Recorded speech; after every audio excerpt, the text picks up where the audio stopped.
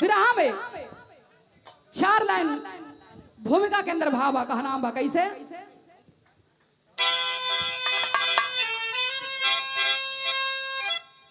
बारह विरहा आप लोगों ने सुनेलन, लेकिन हई देखा ही कैसन विरहा हो। और विरहा बीरस के माँ बीरस के भी आनंद मिल जी और कांड के भी आनंद मिल जी। वाह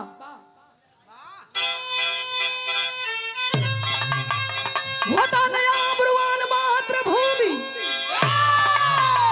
है प्राणों से प्यारा ये मेरा तिरंगा है अनोखी जहां की धरा पावनी जन्म होते हैं जिसका हिमालय और गंगा उसी गोद के हैं हम बहादुर अरे करेंगे बगावत बजा देंगे डंका हम लिखेंगे लहू से आजादी का नारा अरे चला कर रहेंगे गोरे तेरी लंका।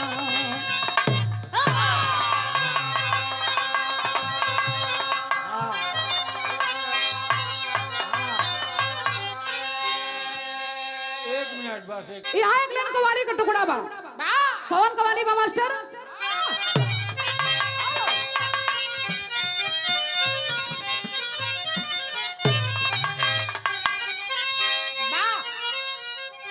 अरे बह गई दौलत मेरी अरे बह गई दौलत मेरी अरे बर्बाद हो गए पीकर अरे बर्बाद हो गए पीकर अल्लाह है मेरे मालिक अब क्या करे पीकर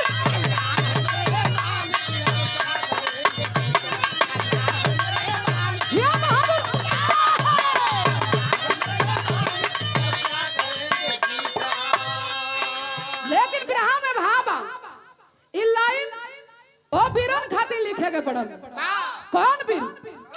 जो ये देश के खातिर हिंदुस्तान के खातिर अपने आप के कुर्बानी देते आइल हूँ। कहना बा कैसे। अरे कोई रोका दे संसार में अरे कोई रोका दे संसार में अरे ये जिंदगी कहाँ पानी अरे ये जिंदगी कहाँ पानी आंधी तूफान लेकर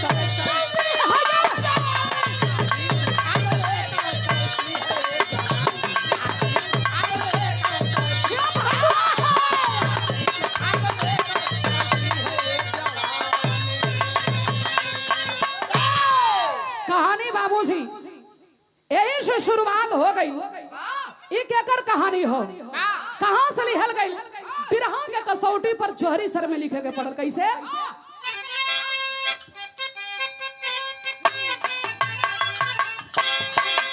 ये देश सभी से ऊपर जिसके है हम रखवाले जिसकी है खटा निराली कुदरत है जिसको ढाले अनुपम है भारत भूमि जो अमर वीर जाना माती पाया इससे कर जाती हर मेरा कौशल हो कर आगे ही जाया कर मुझे हाथ ये बहादुर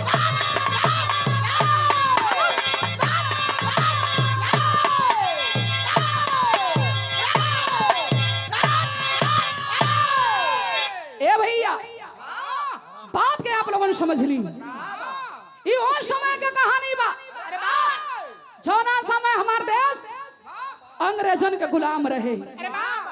लंदन के रहे वाला जनरल डायर और लॉर्ड कैनरी अंग्रेज हिंदुस्तान के धरती पर आके और इतना आतंक मचाया बाबू कि पूरे हिंदुस्तान के लोग थराने लगे। अंग्रेज के आतंक देखकर हिंदुस्तान के लोग अमृतसर सलिया वाले बाग में एक मीटिंग एक सभा रखलन। जनरल डायर अंग्रेज के पता चल गया कि हमारे खिलाफ हिंदुस्तान के लोग आवाज उठाना चाहते हैं। ऐलान करवा दिया जाकर जलिया वाले बाग में इतना गोली चलवाओ कि एक भी हिंदुस्तानी बचे ना पावे। आय हाय हाय बाबूजी, प्रमाण मिलता है कि 1600 चक्र गोलियां से हमारे हिंदुस्तान के लोग हजारों लोग मारे गए। आय हाय, जब गोली के बरसात शुरू भइल बा, ए भैया लाश पर लाश, लाश पर लाश गिरे लगल। वही जलिया वाले बाग में पिताजी के साथ में बाबू उधम सिंह भी गई रहलन। जब अंग्रेज के गोली चले लगल हो तो एक बाप के ममता है अपने औलाद के खातिर कतना होला हमके बतौले की जरूरत ना। उधम सिंह के अगवा से खींच के अब पिछवा कैलन, अंग्रेज के गोली सीने में खा लेते हैं। लाश के नीचे उधम सिंह दबाइल हुन, लसिया के चीरा जब बहरे अइलन हो पंचो। आय हाय हाय, चारों तरफ लाश ही लाश पड़ल हो। आंख में आंसू आ गया और पिताजी के खून के उठा के माथे पर टीका लगाते हैं और कसम खाते हैं कि ऐ पिताजी, आपकी मौत की कसम, जबले जनरल डायर अंग्रेज के मारब ना, चैन की रोटी हम नहीं खाएंगे। ऐलान तो कर देलन। अंग्रेज के पता चल गई कि हमके मारे बदे कोनो पट्टा पंजाबी ऐलान कैले है। बदली करा के अंग्रेज जब लंदन में गई रहा तब भैया उधम सिंह कैलन का बिरहा में एक लाइन गीत बा मास्टर।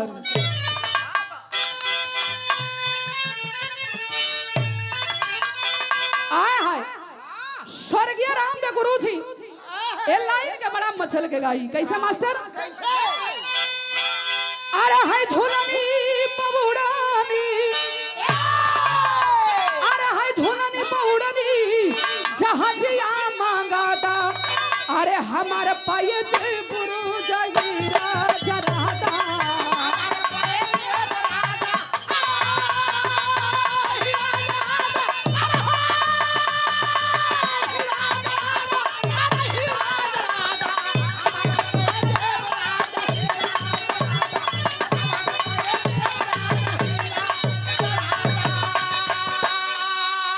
लेकिन है भैया यार, अंग्रेज के ऐलान सुन के उधम सिंह कहलन के रे बाप रे बाप, जेके मारे बदे हम ऐलान कैली, वो अंग्रेज लंदन में भागल हो। एके बड़े बेजोड़ जौन वे रहे कहा नाम बा कैसे? अरे हाय गोरे झूले में लानावा, अरे गोरे झूले में लानावा, सुनावला ये बाबू, अरे कदर पपिया रंग जलावला ए बाबू।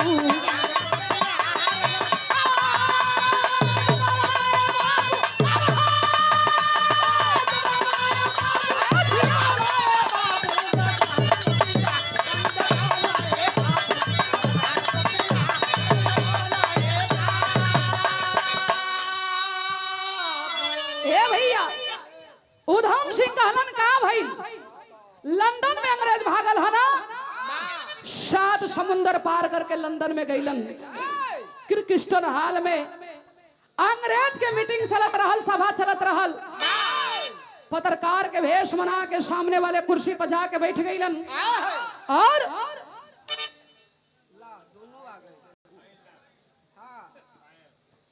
वाह पाए चले ला। हाँ बाद में ना मिले।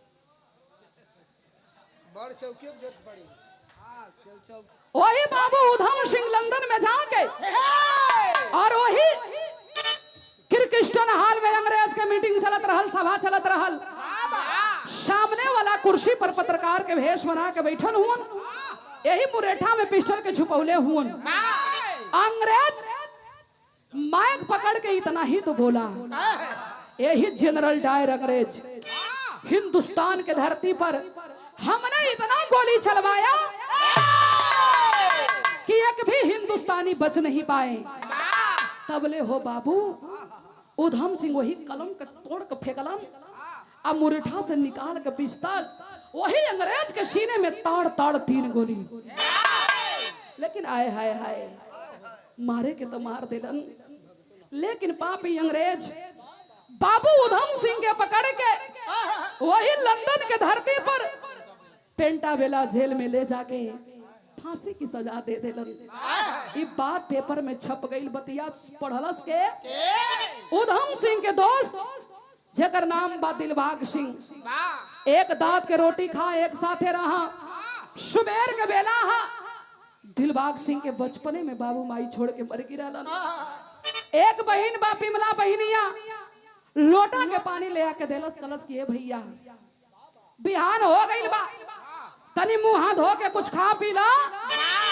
भैया के आंख से आंसू चले लगल और बहिनिया के बुला के कहलन के रे बिमला हमार दहिनी बहिया टूट गई पगड़ी। हमार भैया उधम सिंह में छोड़ के चले गिलन। लेकिन दिलबाग सिंह कहते हैं कि आए उधम सिंह, आ उधम सिंह भैया दोस्ती की कसम खा रहा हूं, झबला लौट के नरी अंग्रेज के मारब ना, हम चैन के रोटी ना खाई। अच्छा लाड के नरी अंग्रेज कौन रहल? जो जनरल डायर अंग्रेज के साथ में आया था, बदली करा के कहीं दूर ना आपके बगल में इलाहाबाद के धरती पर रहत रहल। तो भइल का फिर हम एक लाइन गीत बा।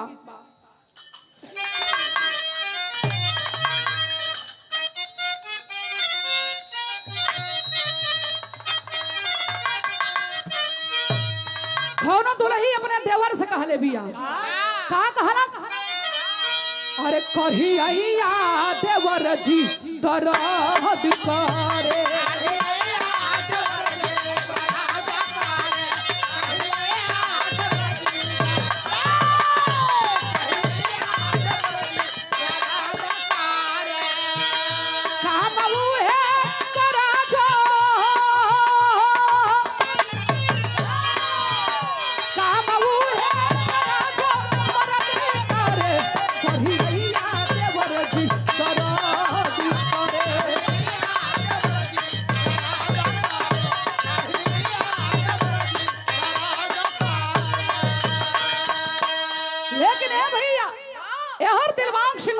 है कहत हुन का अरे आग गुलशन में पपिया लगाई दिहला।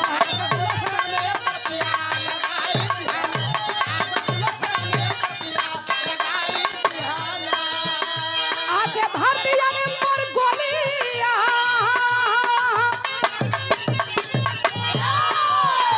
आके भारतीय ने मोर गोलिया लगाई दिहला। आग गुलशन में पपिया लगाई दिहला।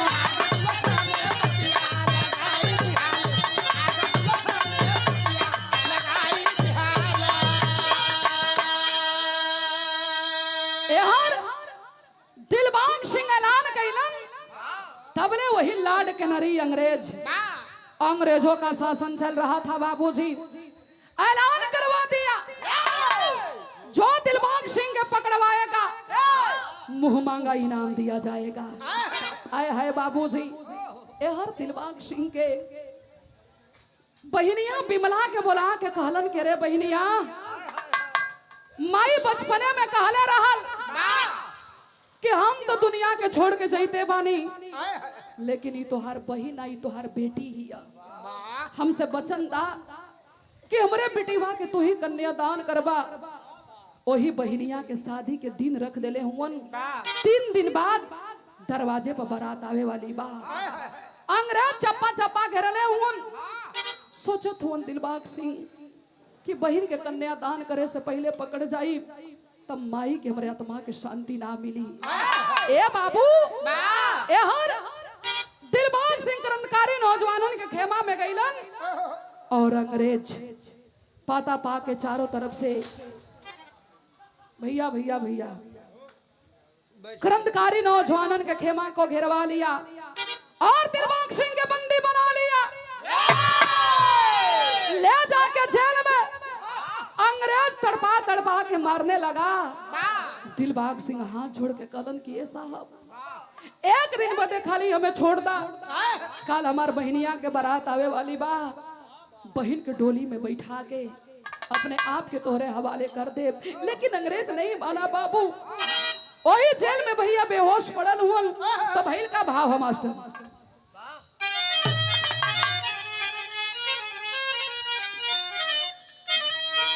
अरे धीनावा पिता जाबा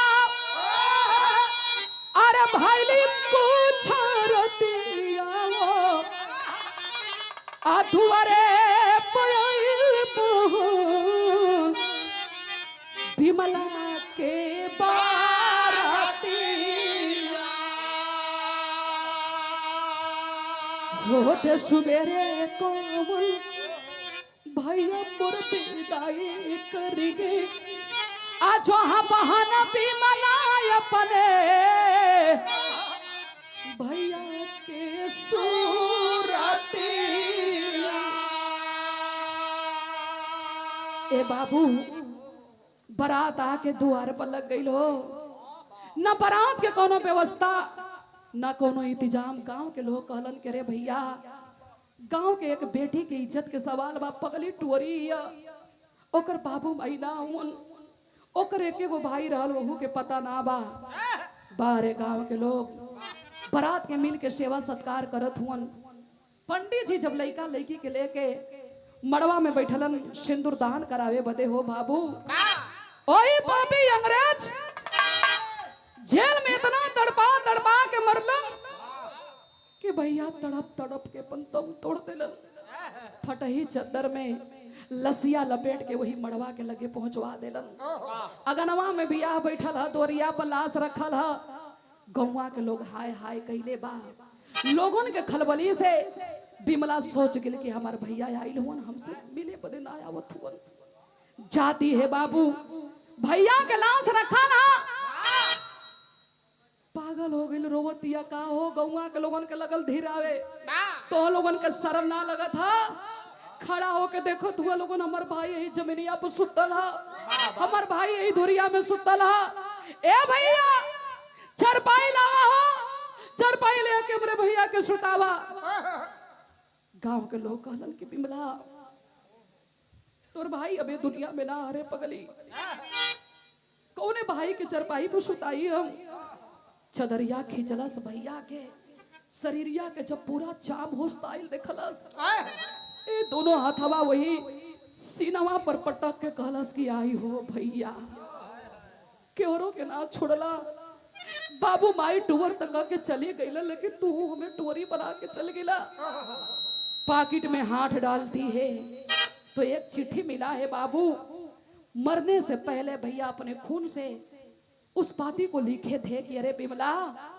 ये दुनिया के छोड़ के तो हम जाते बानी लेकिन हमार पता बतावे में अंग्रेजन के हाथ में करे में केहू और ना जैसे तोर शादी तय कैले ही ना उहे पापी के देन हो आंख में आंसू था पोंछ लेती है कहती है अरे भाई हो भरत लक्ष्मण जैसा अरे भाई हो भरत लक्ष्मण जैसा जो तस्त या तक राजधानी को अरे पति हो भगत उधम जैसा जो लुटा दिया जिंदगानी को अरे गद्दार पति के संग में मैं अरे गद्दार पति के संग में मैं हरगिज नहीं प्यार रचाऊंगी अरे बन करके कलंकित दुनिया में गद्दारन कहलाऊंगी कहती है कि ये गांव वाले ये मेरा पति है ये पापी गद्दार है रुपया पर बिका हुआ इंसान है अरे पापी तो के रुपया चाहत रहा ना हमरे भैया से मंगले होते मड़वा के बीचों बीच दुल्हा खड़ा हो गया बोला अरे पागल लड़की बस कर मर गया तेरा भाई मर जाने दे भैया भैया भैया भैया क्या था तेरे भाई के पास भिख मंगा था साला मर गया मेरे पास अंग्रेजों का दिया हुआ इतना संपत है कि तू जिंदगी भर खाते रह जाएगी पैसा कम नहीं पड़ेगा तब कहती है विमला अरे तब उठा लिया हाथे पिस्टल अरे तब उठा लिया हाथे पिस्टल मुझे इनकलाब की बोली है भारत के सिंघनी दुल्हे के सीने में मारी गोली है कहती है खबरदार तूने मेरे भाई को मारा है रे पापी मैं आजीवन कुंवारी बिता लूंगी लेकिन मेरे जिंदगी में ऐसे गद्दार ऐसे पति ऐसे पापी के लिए कोई जगह नहीं है चारों तरफ भगदड़ मचल है लेके मुड़ी काट के हाथ में लेके मुड़ी घूमे लगल वही मड़वा में तब भइल कहां भाव मास्टर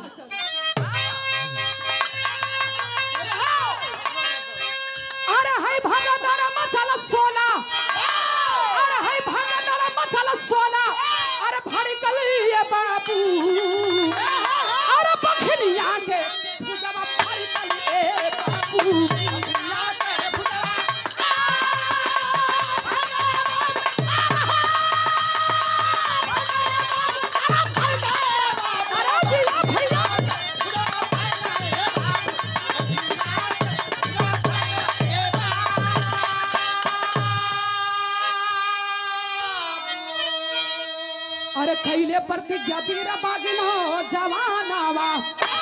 मर जाई लाड के नारी दुश्मनवा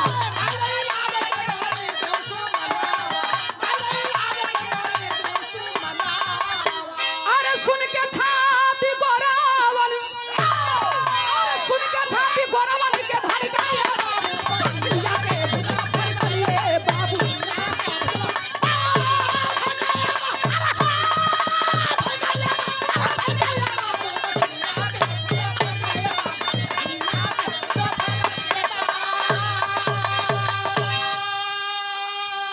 ए भैया बिमला चल देलस साथ है साथ 10 जवान चलल हुन कलन करे बहिरिया आज ला तू अकेले नहीं खी जाके पता लगावे लगल कि अंग्रेज मिली कहां पता लगल कि आज इलाहाबाद में नए वाले बंगले पर अंग्रेज अपन धूमधाम से जन्मदिन मनावत हो तब बहिनिया कैलाश का बिरहा में चलोरिया लगिल बा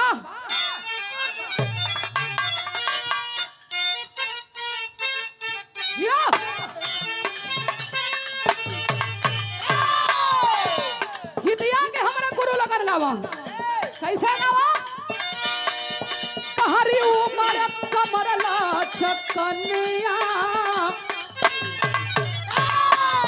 कहरी उमर कमर लचकनिया मरिया खींचे हुर के पनिया हर के झूले झूलनिया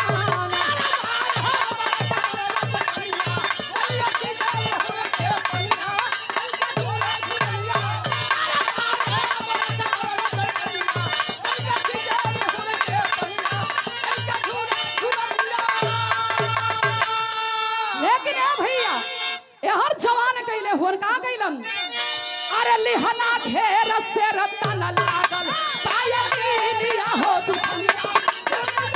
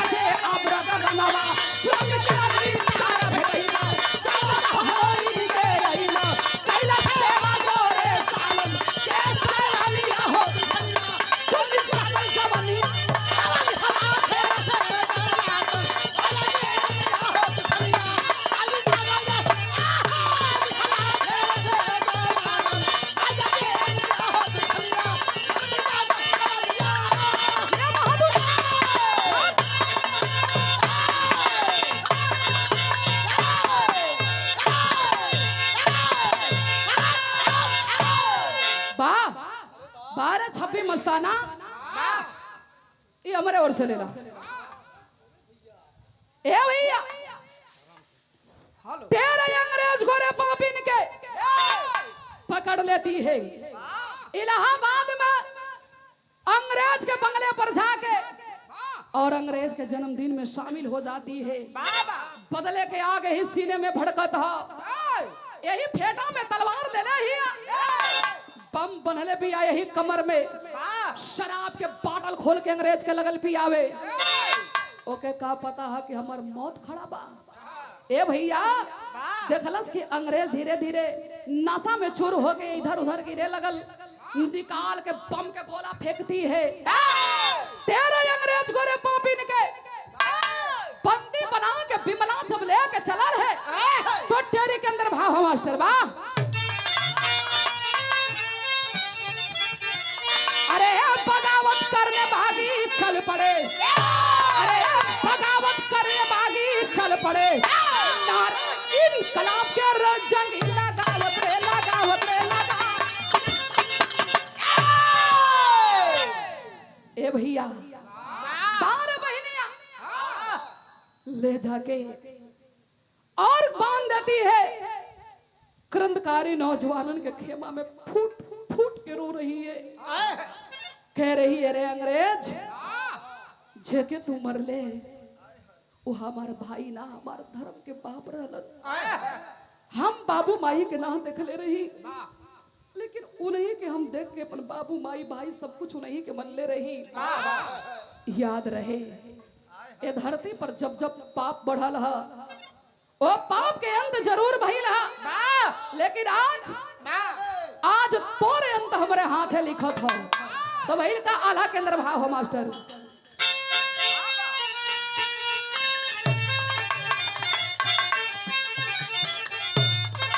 अरे कोई दिन हो पापिया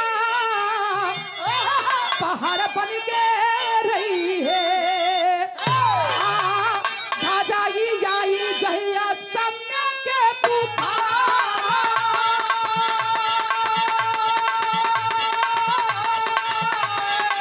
पपियन के पाप के विनाश होई जई,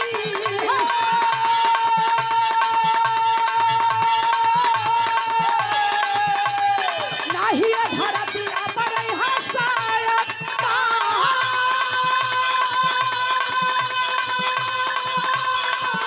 अरे रावण दुर्योधन कैसा कामी दुसुमा,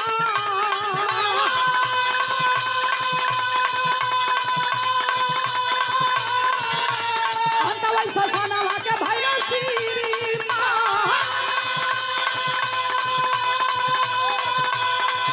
अरे भाई भाई बोलिया चलावे उ होला,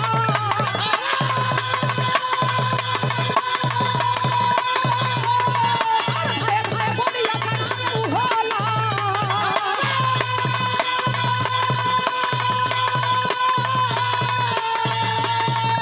तेरा दी बधिनिया पूरा कैलिया रे।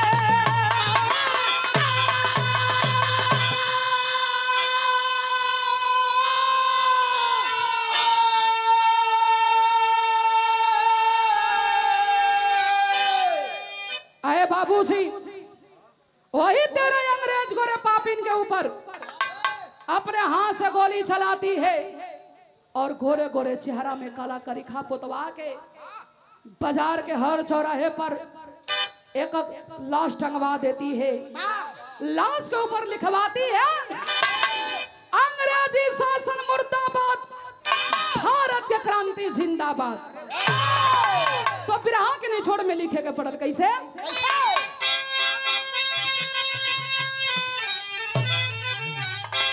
विमला बागी भैली अरे है देशवा के बर्बादी के खातिर, लहू में कंगनवा होया जादी के खातिर।